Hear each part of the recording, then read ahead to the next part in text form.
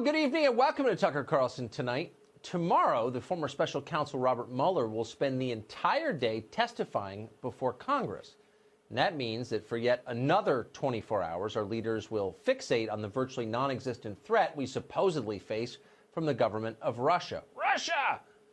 It's a show, of course. It's a diversion, but our news networks will dutifully amplify it anyway. They always do. Turn on CNN or MSNBC tomorrow at any point in the day, and you will hear breathless coverage of an event that contains precisely zero news. Why are they doing this? Why are they so anxious to make you care about something that's entirely pointless, that has no effect on your life and never will? Why? Maybe so you won't notice what's actually happening in the rest of the country. Things like this. Oh my God, they came over here to talk to them that they violated. Yo, they violated them. They violated them. No, they violated them. Oh, they not stopping. Oh my God. Y'all get back in y'all car.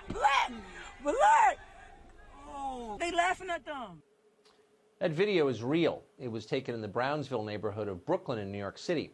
It shows NYPD officers being attacked while attempting to do their jobs. But remarkably, it wasn't the only time it happened. Yesterday, just a few miles away in Harlem, more officers were attacked. One was hit in the head with a bucket. Watch this.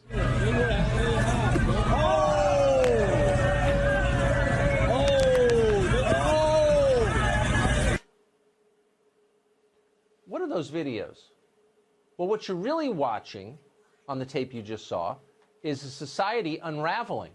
The men we have hired to maintain order and keep us safe were assaulted and humiliated. They could do nothing in response. They couldn't act because they know better than anyone what kind of government they work for. It's a government that favors criminals over society itself. Bill de Blasio runs the government of New York City. Watch him just a month ago explain how he's told his son that New York City cops are racist murderers. I also want to say there's something that sets me apart from all my colleagues running in this race, and that is for the last 21 years I've been raising a black son in America.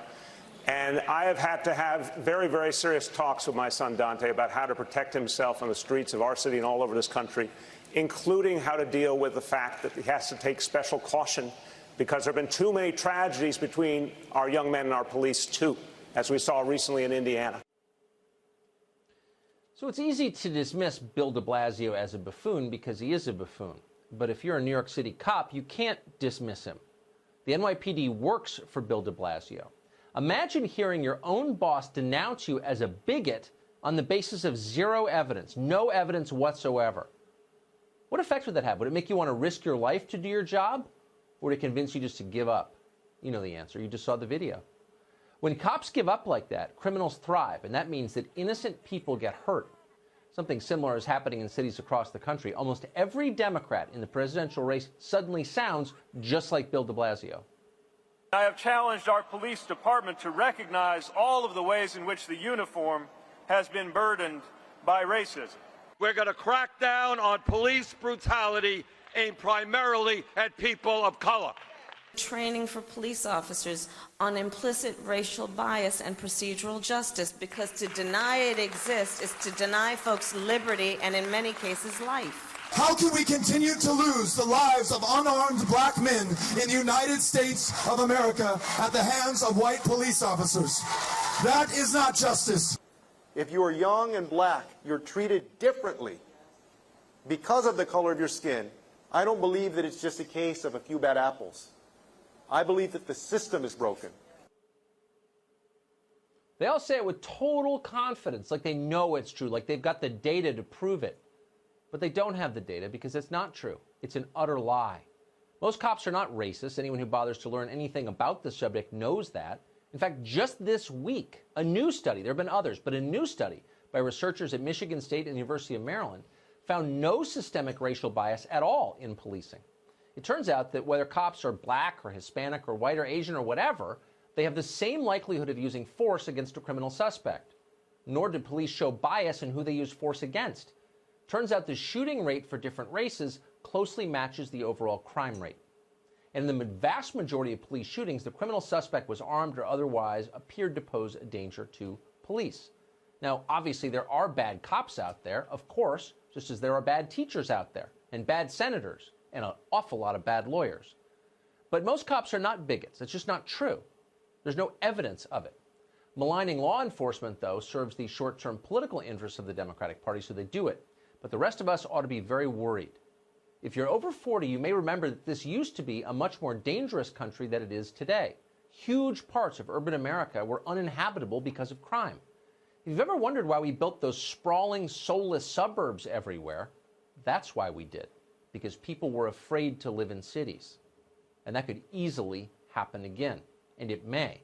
People like Pete Buttigieg take power. Buttigieg is running around promising to cut America's prison population in half, indiscriminately. Just the top 50%. Rapists, murderers, doesn't matter. They're out. Cory Booker, meanwhile, is promising to release a murderous drug lord, calling him a nonviolent offender. Every Democratic candidate of note now supports de facto open borders with Mexico. Sanctuary cities are everywhere in America. All of these are connected by a thread. They're all attacks on law and order.